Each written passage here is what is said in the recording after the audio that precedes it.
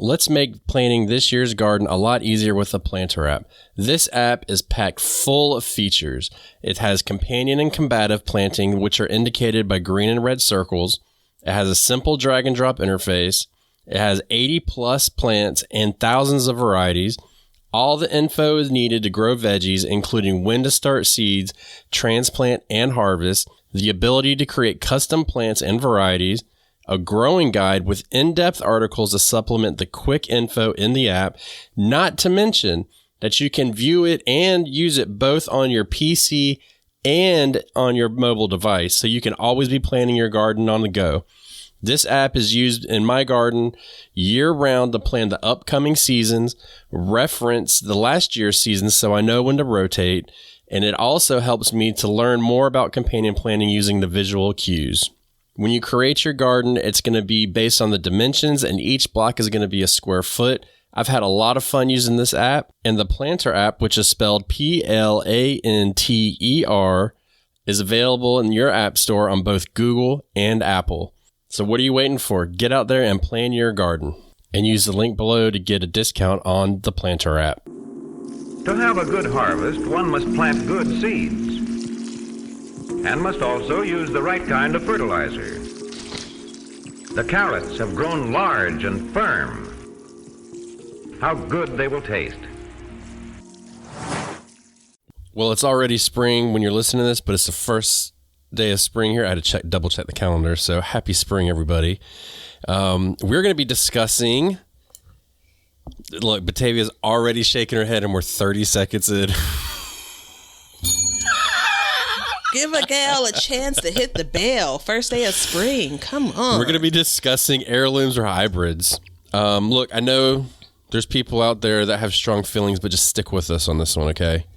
So we're going to be discussing the benefits and, I about said disbenefits, but I don't think that's a word, the cons to growing one or the other. How's that sound? Well, I can go with it. Which one do you grow? Do you have a preference? Only one tomato. Maybe most are my tomatoes, because there are a couple of tomato varieties that I like, and they also are heirlooms. Okay, but that's it. Am I giving away the show? Like, otherwise, no. I'm as loose as they come when it comes to garden varieties. And I'm sorry.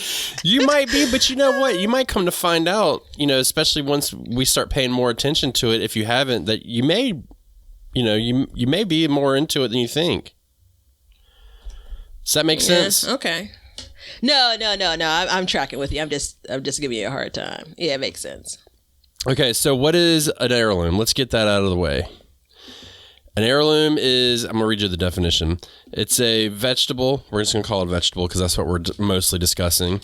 Must be open pollinated or pollinated by insects, birds, wind, or other natural means, and breed true or retain its original traits from one generation to the next. So there is also a year in which they kind of made the cutoff. And I think it was 1950. So anything grown before 1950 and has been stayed true is considered an heirloom. And then anything after that is where they combine. So if you take like a cherry tomato and a Roma tomato and you pollinate them together, they make little baby seeds, and then you get new plants, that would be a hybrid. And so a hybrid is meant to kind of get the best traits out of each plant, maybe for biggest growth, maybe for heat tolerance or disease resistance or insect resistance or something like that, where heirlooms are not. So that's the general consensus behind all of this. You think I covered that good?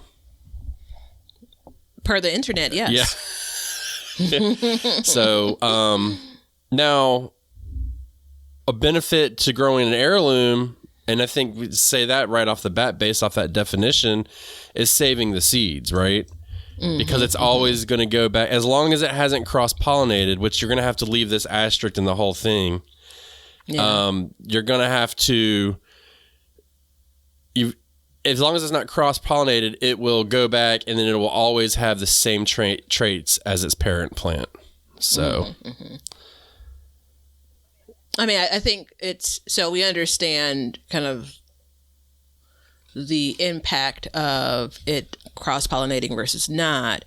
But I think the question becomes for an individual gardener, how important that is to you, like today versus the future. Yeah. Right? Well, like what if we didn't have any heirlooms? Hard stop. Yeah. I don't know. You made me think. Like what? You know what? I don't. Uncomfortable, isn't it? Well, it is uncomfortable. In the middle of an episode. In the middle. No. This is the beginning, girl. I think that if you didn't have heirlooms, I mean, we would just be doing hybrids constantly. You know what I mean? Like you would just constantly be crossbreeding. It's the only way. I mean, I am not a seed geneticist or whatever. So, I think that. Well, the reason go ahead. I asked the question because, and I mean, just came to my mind just now, but I asked the question, it's probably more rhetorical because the answer could determine how important it is for us to continue to support and maintain heirlooms. Yeah. And I think there's, with so much available, and focusing on hybrids as an example, or just seeds in general, it's very easy to lose sight of kind of retaining, the oldies, but goodies. Yeah, the genetics. Well, you know what? So I thought like that for a long time. Stability. And then I started learning a lot of things in the past couple of years, and I grow a lot of heirlooms myself. And the benefit I like about heirlooms is one, sometimes they just look weird. They're just different kinds of plants. And then also for saving seeds. Like if you really want to save seeds or something like that, then you're good. But I've noticed some things like in my area don't grow as well. And so I've been interested to see like if a hybrid variety will make a difference in that. You know what I mean? Because heirlooms, they're not known, generally speaking, as producing a lot of food. Some of these hybrids, I mean, they're bred, so I mean they just keep pumping and pumping and pumping to where you can't even keep up with them. So yeah, I think so. A point of clarification when we talk about if you're interested in saving seeds, we know that you can save seeds from hybrid of course you can. Like we know this, right? So if you put that aside for a second, saving true seeds, which actually is a company name, so that's a different conversation, but saving something that's true to form when it comes to that plant is a different experience. Yeah. I think it's an excellent point when it comes to the gains that we have when it comes to some of these hybrids and the way they've been bred, right? Disease resistant this, higher producers that, I mean, clearly we could talk about some of the different color producing vegetables and so on. For sure. Compact plants and all of that. And you don't get those things, as easily when it comes to heirlooms. And so you may, there's, and I don't want to mix topics too much, but it's kind of like understand what you're getting in your garden. The idea of like gardening organically, right? It comes with some challenges that maybe if you are gardening more conventionally that you wouldn't have, right? So then you get back to the heirlooms and it's like, well, my pineapple tomato, which I really enjoy, I could expect the same thing from it year over year. That's a big benefit of that. And that's important to me for that particular plant. Yeah. Because it could revert back to one of the parent plants, or it could be the same. So you said something about gardening organically. Is growing hybrids not organic? Great setup. That's not what I meant. And I've not considered that. I think that you can garden. I'm going to make a decision right now. I think you can garden organically while using hybrids. Right. So I'm going to tell you that is the correct answer, because I was going to say at some point, if you're thinking to yourself like hybrid means GMO, you're dead wrong. That's not what this is. So, I mean, a little known fact I think people don't realize is like your common ear of corn that you get, pick whatever, that's been crossbred and pollinated over hundreds of years, if not thousands, to get that perfect ear of corn. So beforehand, you would get, I mean, it looked like a piece, a kernel here, a kernel there, and somebody somehow figured out well, maybe if I put these two flowers together, or the two, what's it called? Where the pollen comes out of them, whatever, on the corn. Silks. The silks and the tassels. If you tassel them across, then you'll get better. So, over the years, that's what has happened. So hybrid doesn't mean GMO. So it doesn't mean you're not gardening organically. It literally means you just took two flowers and bumped them together and made a new plant. So, but just to, again, another clarifying note, there's heirloom varieties of corn as well. If you still go back to the 1950s, yep. Right? Hasn't been stable since then. But no, I think that it's always worth a shout out when it comes to the GMO bit and the marketing around it. Like when I go to any of the big box stores, I'm definitely going to see, and probably some of the smaller stores as well, see seeds that are labeled no GMO. It's kind of like how misleading it is to have, a natural peanut butter. Label. Like that's not what it means, girl. I started laughing because if you're buying a pack of seeds for $3 and it's GMO, it'd be like $50, and you'd be signing contracts and everything else. So that's really a really good point. But this isn't a GMO talk. I was just wanting to say, this is the deal with that. This is literally just like picking plant breeds and traits and mixing them together to make one. So it's like we have our listener, Sir Purple. He crossbred two peppers over a couple years, and I'm growing his pepper now, the Sir Purple pepper, and it is a cross between I think it's a purple Apache and a Serrano pepper. I believe that's the cross. So that could be a hybrid, right? It's cross pollinated, so it's a new whatever. You know what I mean? So. But as far as like picking specific traits out of it, I don't know. Some areas I think heirlooms are really good for, but in some areas I think hybrids, there's a good argument to use those. And it's interesting to see this, especially when you talk about like compacted plants and stuff like that, like bush varieties. I mean, look, have you ever grown a bush variety that really grew like a bush? So that way they might need to go back to the drawing board, in my opinion. Yeah. I bet there's a definition though that describes exactly what it looks like versus the idea of it being like, a bush, like a tree bush, like, and I bet it has something to do with, bush for gardening purposes equals height of X or lower and, width of, X or less. Versus a bush, which I think is kind of funny. Do you know what the all-time, if there's a lot of people out there that just will not grow hybrids, no judgment, but I ask you this one question. If there was a hybrid squash or zucchini seed that was resistant completely to the squash vine borer, would you start growing it? Completely resistant. Wait, was this GMO illegally sold? No, a GMO seed that does that. It would be magic. I missed that point. Yeah, for sure. I mean, there's stuff that you look at. Yeah, they're hybrids that. So I garden and grow plants that are hybrid as well as heirloom.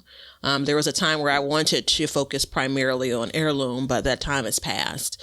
And so some of those hybrids, as I scan through about which variety, especially if you had trouble with a thing, you look down like, beans that are rust resistant, so you definitely, I selected because in part that. So yeah, if I came across something that was like, the dirty bastard is not going to be a problem in your garden, grow this one. Yeah.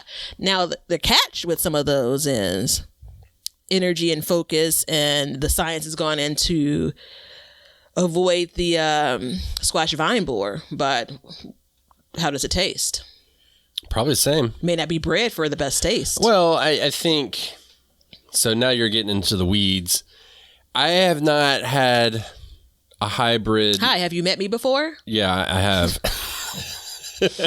I have not had a hybrid plant that I grew that I was like, oh man, that just tastes weird.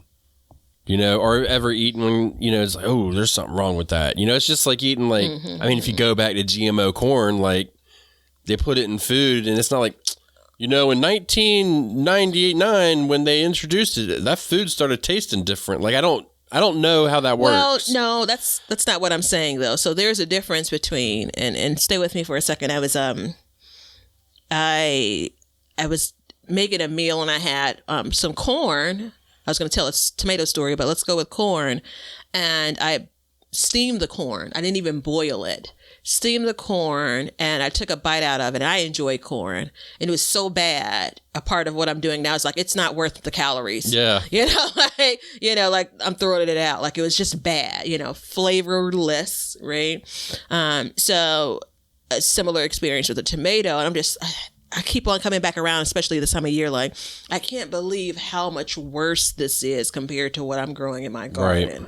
Right. So I'm not talking that extreme. I'm just saying that there's some plants across vegetables that are known for, they taste delicious. Right. That doesn't mean that every vegetable is going to taste that way. Zucchini is probably a bad example because I don't know there's a whole lot of flavor in that anyway, but I think that varieties can be bred, hybrid varieties can be bred to produce more. They put together pairings of vegetables that, this is going to taste spectacular, So I'm not saying it's bad, but I'm saying that you may end up sacrificing, something else that's super sweet as a tomato, a cherry tomato, compared to one that's just not. Yeah. So you won't know it until you grow it. So I'm going to be completely honest. I honestly have no clue how they make hybrid seeds. So my assumption is because I know that when you see them or you read about them, you're like, it's like delicious taste, nice crisp, resistant to X, Y, and Z, and, repels this, that, and the other. And so what I imagine is there's multiple plants going together possibly to create, because I wonder how many failed hybrid, grows there are, because I guess the idea is before they go on the market, I do know this, they need to be kind of like a stable plant. You know what I mean? Like it can't be like super wishy-washy or whatever. Like you need to be the seed needs to be stabilized. So there is that. So I'm not sure exactly how that goes. Now, if we want to get into the real problem with the hybrids versus the heirlooms is they can be really expensive. Considering on the amount of seeds that you get for some of them. So these are the ones where you'll get, 15 seeds per pack. Where versus other ones you'll get, 40 or 50, which is a big difference. I'm not sure if I noted that for hybrid versus heirloom. Yeah, and I think also it goes into what vegetable there is too that's different. Like we just tried to grow, I can't remember the variety of tomato, but we started it late and it was a hybrid, and we got 10 seeds in the pack. 10 seeds for $4 versus, we had some, what was it called? Homesteaders that we're trying again this year, and we had like 100 in the pack. So it's just a really big difference, Are you saying that which was it, a hybrid or an heirloom for the 100 seeds you got? Heirloom. Okay. And so you're thinking that for a hybrid, we get fewer seeds compared to heirloom? Fewer, more expensive. Yeah. And if you go to like some of the websites too, because a lot of the hybrids I do know as well, there's some that you can get as like regular like us. But if you're growing in like farmer status, you can get like huge packs of them, and they're kind of reserved for that. So they're harder for the regular gardener to get, and they're very expensive, but you're also getting like a pound of seeds. But if you divvied it up and did the math, you would see that there's a big difference, because hell, like I bought my onions this year, they were micrograms. Missed that on the package. Yeah, I'm saying I'm not sure if I made that observation while partially not believing it. I made an assumption that things similar to a green pepper is less expensive than a red pepper, because we know the growing time for a green pepper is shorter than the growing time for a pepper to mature and become red, right? That's that's been my great assumption as to why one is more expensive than the other. And I am also assuming that for heirlooms, it takes more to, I mean, clearly it's a specialty thing. So you kind of have that sticker price there, but also it takes more work to maintain that.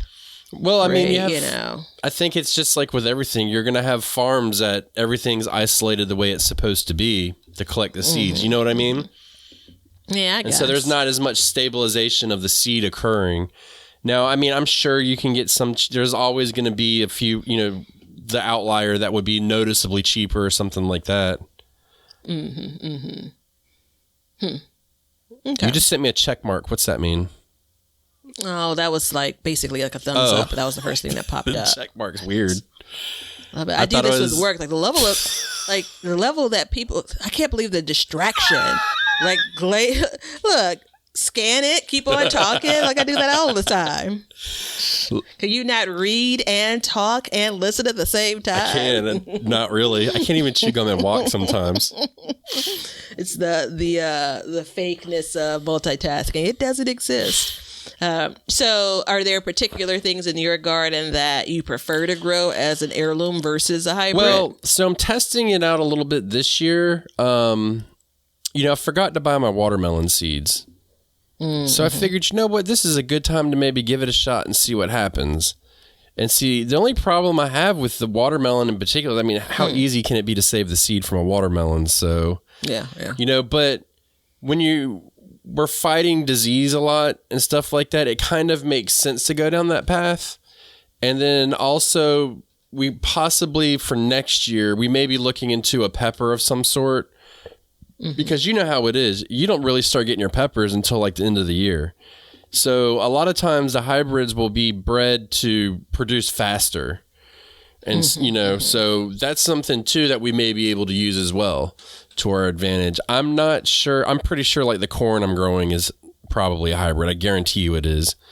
So it's a super sweet variety. So I guarantee you, but we are growing a lot of heirlooms because I've saved a lot of seeds and I'm continuing to grow those, and I continue to buy them.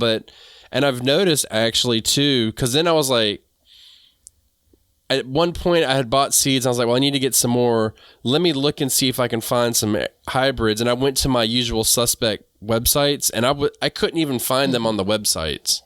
So I kind of had to search farther out. You know what I mean? And I wasn't about to spend $5 in shipping for one pack of seeds. No.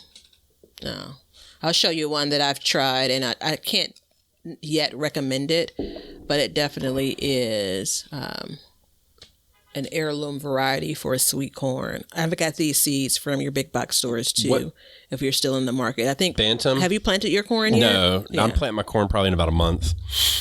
Okay.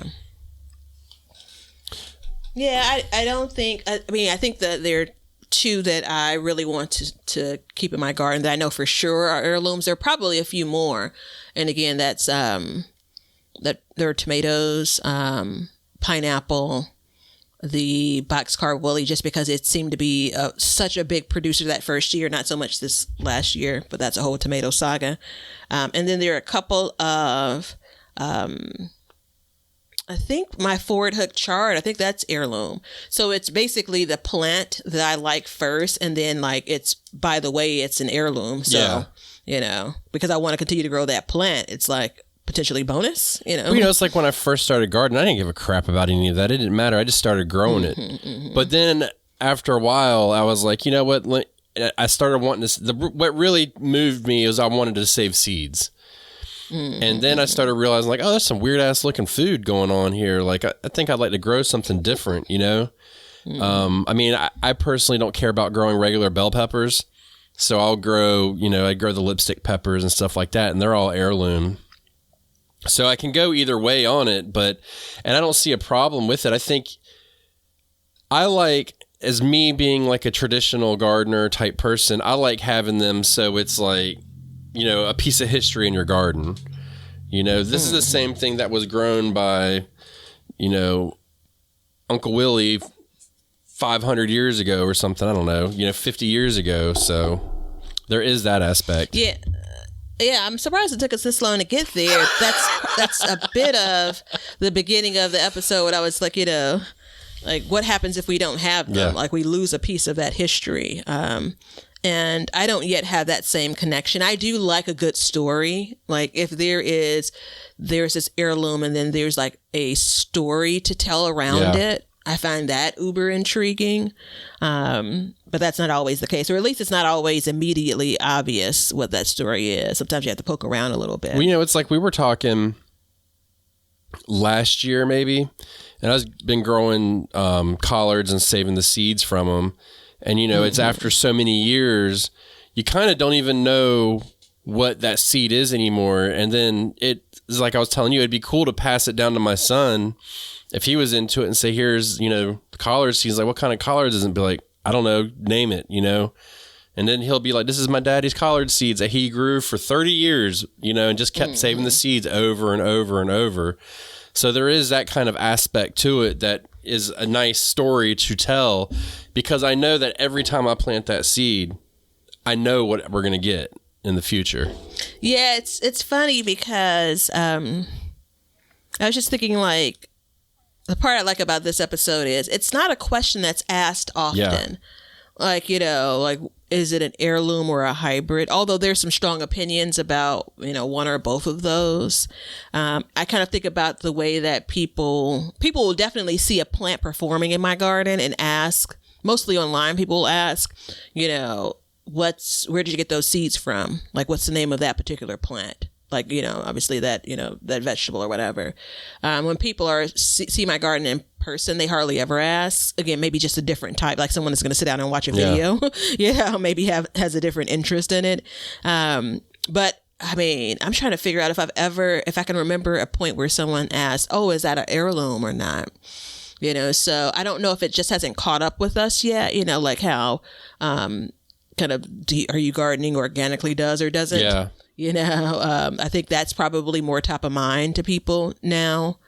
Not completely. I don't think everyone cares or even, you know, knows about it. But I wonder if we're still on the road to the conversation around heirloom and hybrid being more popular or more of a consideration with everyday gardeners. I could be completely wrong, too. That's a rarity, but that actually happens more often, clearly, than I think. But it just feels that way, you know, when it comes to the dialogue we were having about gardening. Yeah, I mean, so I know when I go to somebody's garden, I don't ever ask, like, is your garden organic? For two reasons. One, I really don't care. And two, I don't want to seem like a snob. You know what I mean? Like, oh, your garden's not organic. Like, it doesn't matter. But the only time that I would really ask about the seed or itself is if it was a wild looking plant or just something crazy about it, or it was like really big. And, you know, you're getting like a 80, 90, 100 pound watermelon or something. Or, I mean, let's go crazy and say you had a tomato shaped like a star or something. Be like, oh, where'd you get, you know, what's that? You know, that's the only time that I would really ask. And then that same thing goes, if it was something really, really big, then I may get into like, well, are you using synthetic fertilizer on that? Or, you know, something like that. Really healthy plants and stuff like that. Because I do know that heirlooms are actually, they're notoriously more difficult to take care of because of, you know, your hybrids or because of their lack of disease resistance and stuff like that. And because I don't know, I mean, Batavia, how much do you buy like this regular old heirloom variety being like really resistant to a certain disease? Do you really buy that? I almost never look up those specs for a plant, period. No matter if it's hybrid or heirloom. I wait until the problem presents itself. Yeah. And then I'm like, oh, unless I'm trying to think of a crop that kind of going in, I'd heard trouble about it. And so I was trying to be proactive. I don't know if I can think of one off the top of my head, you know, so it's what someone maybe has recommended, what, you know, is pretty cool, what I believe specific varieties before I even get to the heirloom or hybrid. Like, that's what drives me. And I think information is great. And maybe I'm just not at that state with the garden. Maybe I'm taking for granted that I don't have a ton of problems when it comes to, you know, disease and troubles with certain plants. But yeah, no, it's not a big consideration when I'm growing things. So I remember buying seeds. I think at one point I got a seed that was supposed to be resistant, or as a cucumber seed resistant to powdery mildew. And I mean, sure as the day the sun comes up, I got powdery mildew. You know what I mean? So sometimes I don't know. I don't know if it's like a thing or not. You know what I mean? Sometimes I think it's like the seed will grow and produce enough so when you do get the powdery mildew, you're like, screw it, I'm good. I don't know. Oh, I think it's the good, better, best. I think, this is just spitballing, right? I don't know this to be fact. I guess there's probably some regulation on this, like what you can and can't say. I don't know. But I almost want to read that with some resistance. Yeah. Like it's more resistant than the one that's, next to it on the page. Operative word is more. Yeah. Yeah, I agree with that. Same with like insect resistance and stuff like that. Like, that year I grew that national pickling cucumber and I had the worst year ever. And it was supposed to be resistant to whatever it was, So I don't know. I mean, I guess obviously there's like natural immunities or resistance against things, but sometimes I'm not drinking the Kool-Aid, and and then, I'm always looking to blame someone. So I'm going to blame the gardener, because there's also all the other things that are wrapped around that. Like there's almost assumptions baked in. Did you plant that national I'm not accusing you, but did you, as an example, plant the national pickling cucumber next to some other plant that didn't have that more resistance, right? Because we know it's going to hop. Oh, look. I planted that cucumber that year that had resistance to powdery mildew, and I put that seed in there like it was Iron Man. I didn't care. I overhead watered it in the middle of the night. It was raining, it was watering. Like I was like, this thing is resistant.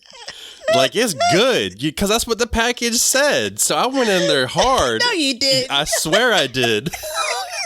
I just let it roll. Like, because, sometimes when it's like raining, my timer will go off, I'll run out and turn it off. But that year, I was just like, I'm going to let it roll, baby.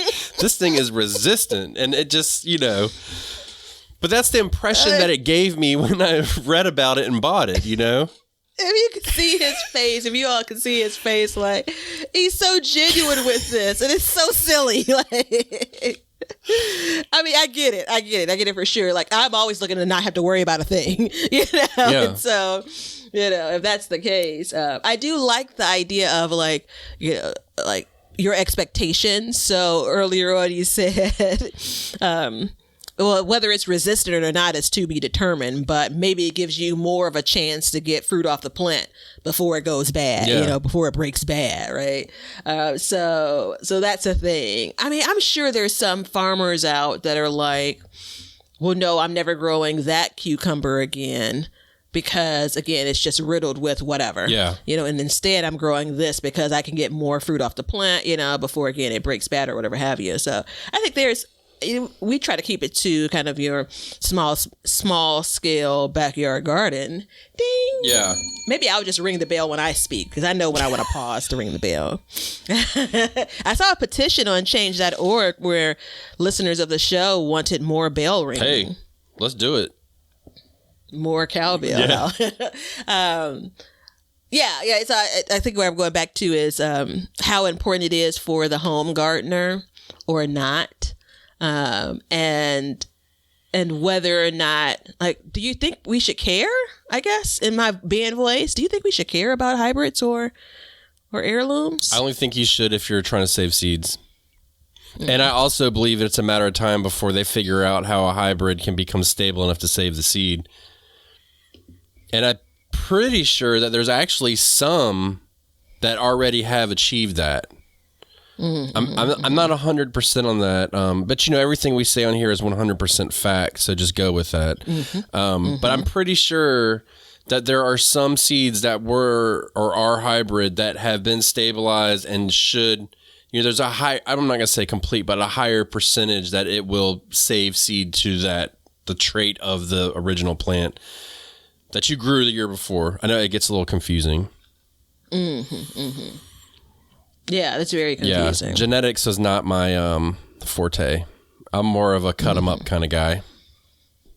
Like fish and stuff like that. Like, okay. Yeah, Like we would do, we would go on the boats and they'd be like, we need some genetic samples, some DNA. And I'm like, oh, okay. And then they're like, yeah, and we also need you to pull the gills out of something. I'm like, yeah, I can do that all day long. But but my grandfather was a fisherman, among other things. And like, I can't, the fish I had at home for most of my childhood was always, caught, brought home, cleaned, frozen. Some was eaten fresh and the rest was frozen, because I come from a long line of folks that freeze food.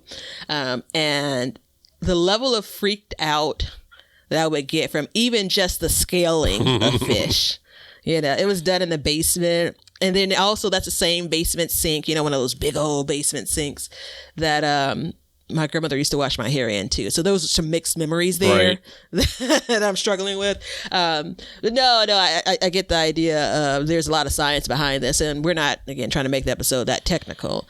I'm just curious about how important, are we missing something by not taking heirloom versus hybrid more seriously? I don't know that we are. I'm just asking. I don't know if we are either. I'm doing a test right now, believe it or not.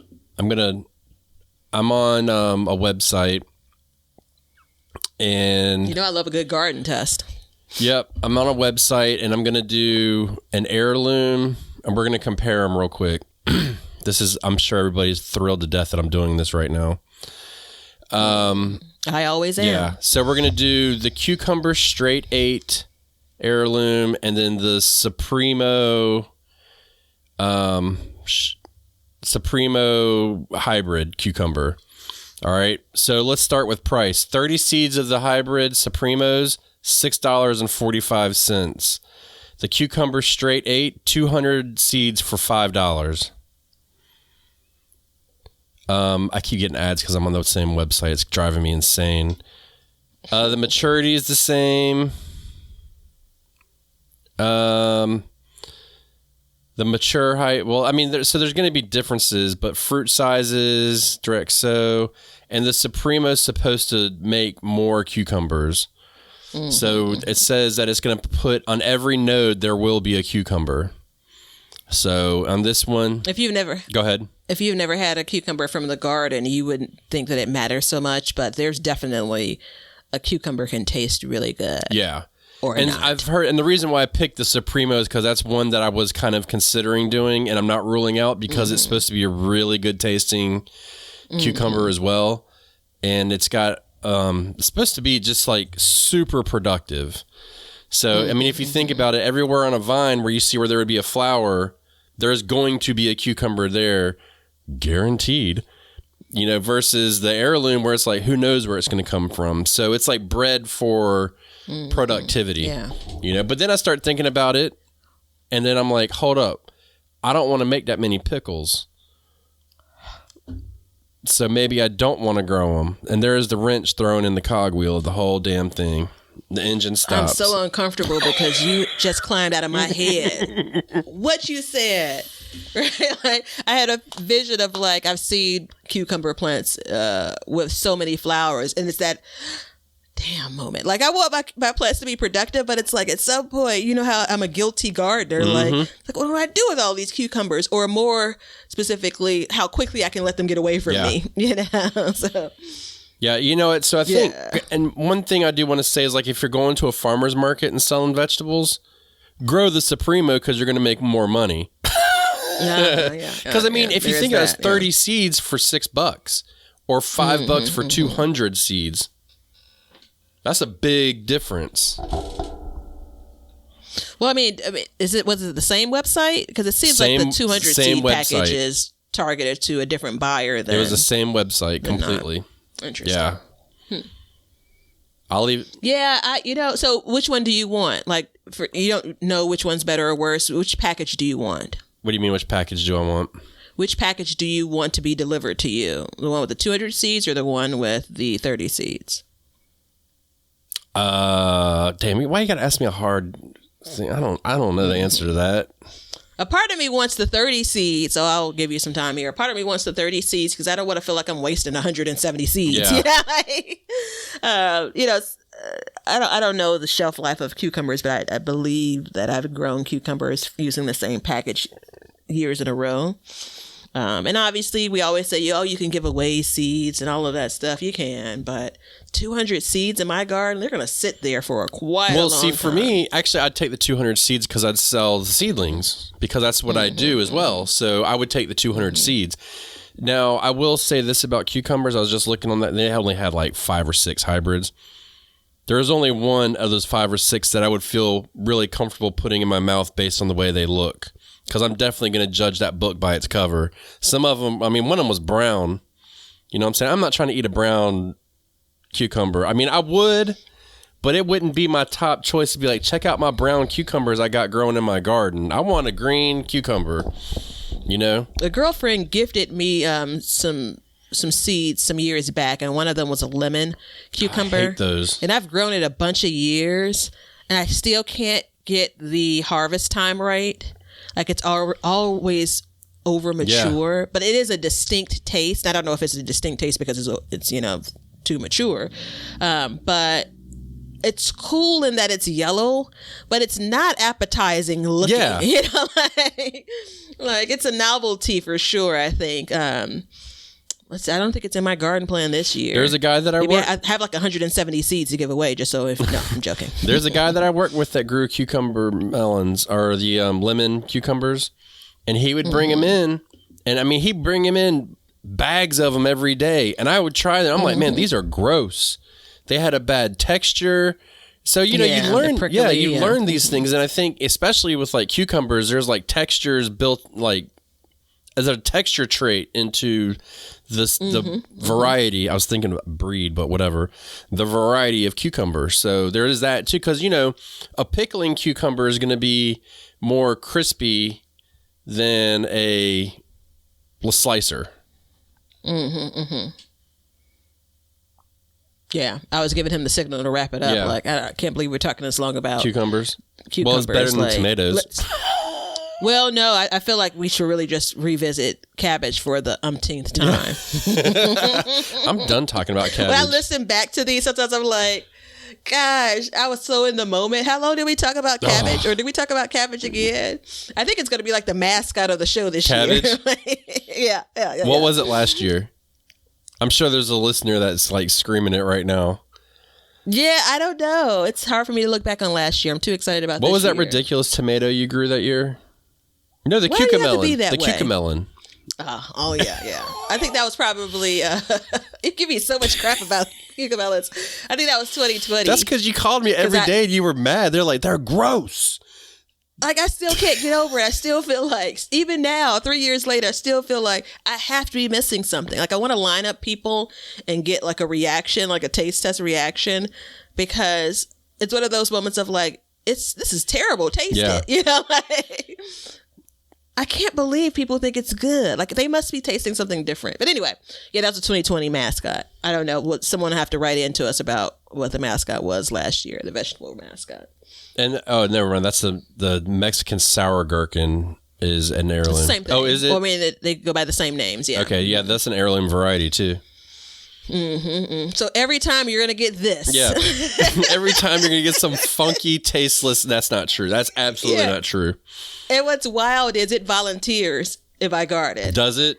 You just can't get rid of it. Yeah, I planted that 1 year and it pops up everywhere. Think about how small it is. The seeds, most times they ripen and they get dropped. So I definitely see how they pop up in different places. Like, I love a good volunteer, but that ain't it. That's funny, man. So, I mean, for tomatoes is a big one to go to tomatoes. That's a really big one because you can really pump out some serious production with hybrid varieties of tomatoes. I actually, my heirloom peppers that I grow, I enjoy them. I enjoy the flavor of them. I don't enjoy the amount of productivity off of them. But when I get them, I'm like, you know what? This is way better than your bell pepper or, something real basic. And I think you can get like hybrid bell peppers. I'm pretty sure that's like a big one in the pepper family. So I enjoy that. And I've seen some crazy ones, but I don't know. I don't know how much space I want to dedicate into testing out new varieties all the time. You know what I mean? Because we're all limited in space. I know some people are like, your garden's so big. I'm like, well, it's really not when you break it down and you're trying to grow food for like all the seasons and stuff, like how much space do I want to dedicate in my garden to test out something that I don't know how it's going to taste? You know what I mean? Like I know if I got a hybrid seed that I know that it's probably going to taste like it's supposed to, because that's part of what's factored into it. Yeah, that's relative though, but I hope that the microphone isn't picking up all the shaking in my head that I'm doing. like all of what you said, right? Like, and then I started thinking like, what if I just had a big lot and I could test out all of these things? Yeah. Like I'm good with testing it out, crossing it off the list, testing it out, crossing it off the list. I was also thinking about this when I got the box of second tomatoes, you know, the ones that may not be the prettiest tomato on the block, at a reduced rate from the farmer's market. You see, I tried to weave in the definition because you always put me on the spot and ask me. So I am so regretful that I didn't ask them, is this all one particular variety?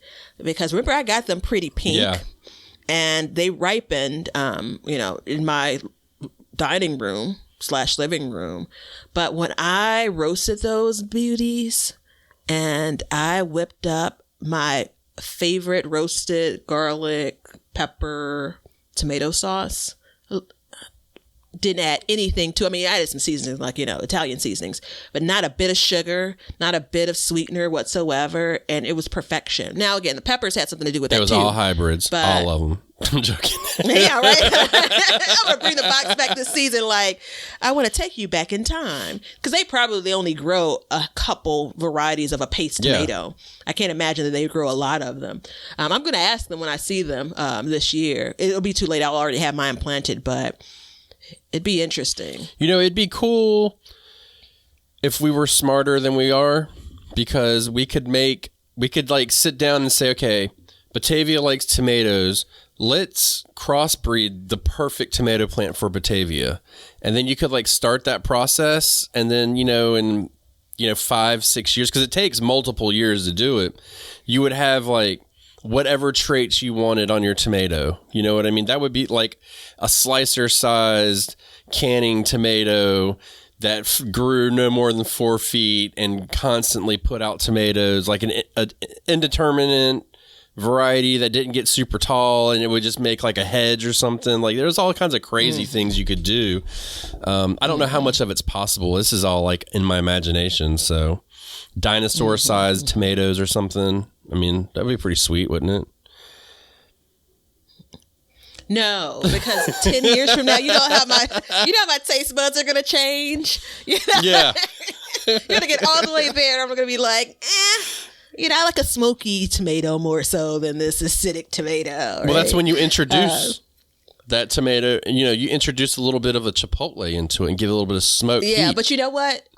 It absolutely would be cool, because just the idea that it's been bred for me would make me love it. It's the same way we were talking about, like, I end up, I'm drawn to the thing that does well in my garden, right? Yeah. It's like, if cucamelons, well, no, that's terrible. That's a terrible example.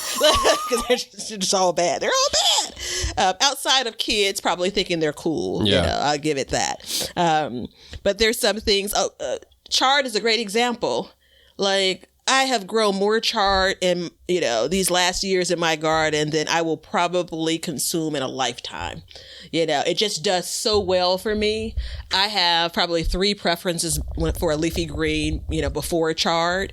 But it's like, why look a gift horse in the mouth? Like, this thing is going to perform. Get it in your garden. Basically, adjust and start to like it. There's a little bit of forcing myself. That's probably overstating it. I'd rather have lettuce all throughout the garden season than chard every day and twice on Sundays. But chard grows all through my garden season where lettuce doesn't. Well, and that's a big one too when it comes to this, is heat tolerance lettuce. Right? And now, which side of this are you on now? Remember when you were what side I'm on. Off with their heads, the ones that say lettuce is heat tolerant.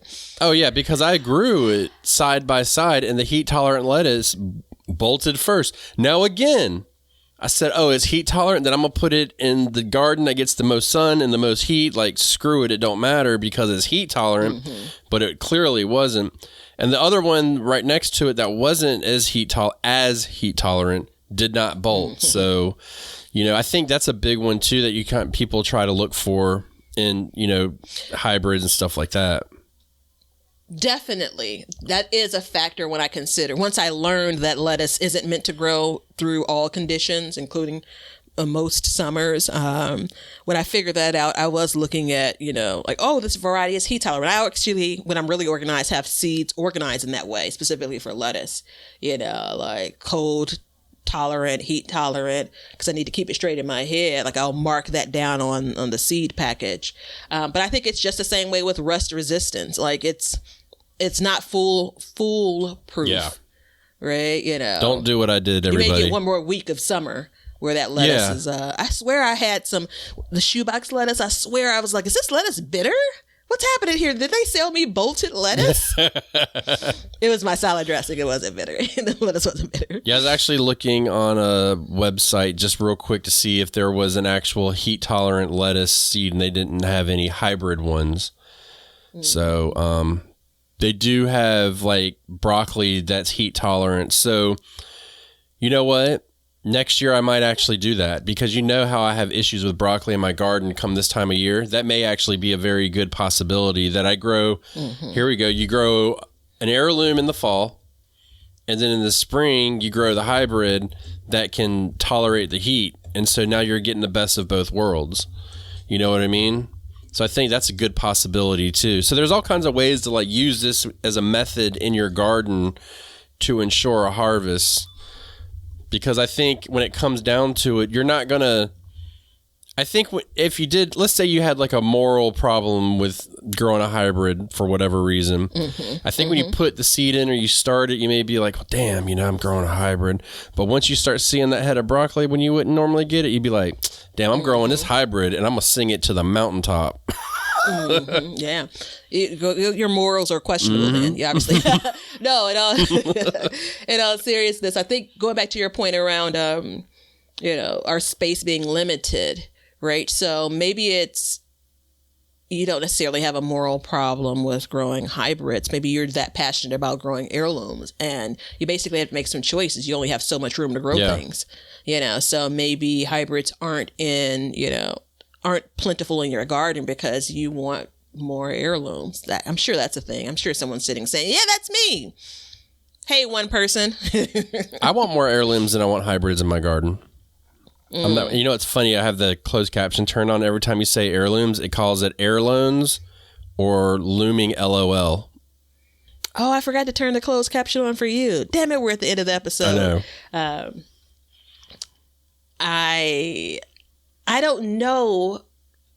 I don't think I'm ready to make a decision because I just don't want to make a decision around it. That's unlike me. But I don't know. I don't know if I care that much. Yeah. I don't think I do either, except for when it comes to saving seed. I think that's really what it comes down to for me.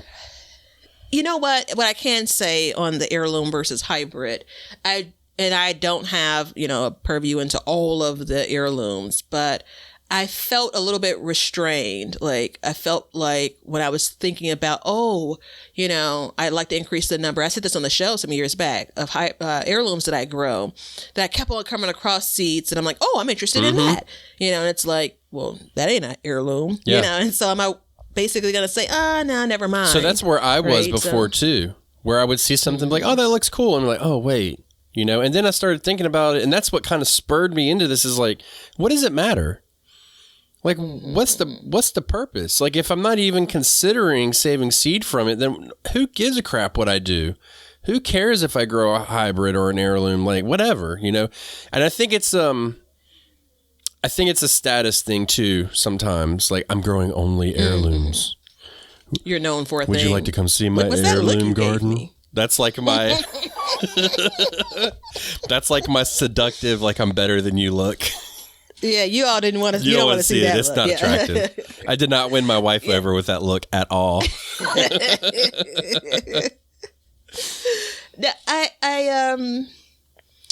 So can I say something in closing? Yeah. All right.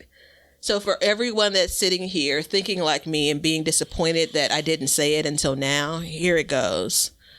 For the purposes of the zombie apocalypse, in rebuilding the world, heirlooms are critical. Yep. And seed banks across the world focus on that. There you go, everybody. Well, I mean, I don't know if I have that kind of connect, though, so. You do. You got more pull than you think. But come join us on the Backyard Gardens community group on Facebook and continue this conversation. And if you want to support the show, come see us on Patreon or Apple subscriptions. And until next time, everybody, learn to grow and grow for change. See ya. Now you know why people feel like celebrating at harvest time. All over the world, people have feasting and good times when the crops have been gathered in. Hey, everybody. Thanks for checking out the Backyard Gardens podcast. If you like what we're doing and you want to continue to support the podcast, head over to our Patreon page to sign up. You can also make a one-time donation using PayPal. Both of these links are in the description. With your support, we can continue growing and helping others in their gardens. See ya. If you guys want some Backyard Gardens gear, go to the link below and check out our t-shirts, mugs, pint glasses, and other gear. All purchases go towards helping to support the show, so thank you so much in advance, and we hope you enjoy. We want everybody to have a garden, and we're going to give you a chance to win free seeds every month. Head over to backyardgardenstv.com and enter your email address to be entered in all of our giveaways. Good luck! We want you to be a part of our gardening community. DM us a picture of your garden at Backyard Gardens TV on Instagram, and we will share it with our listeners.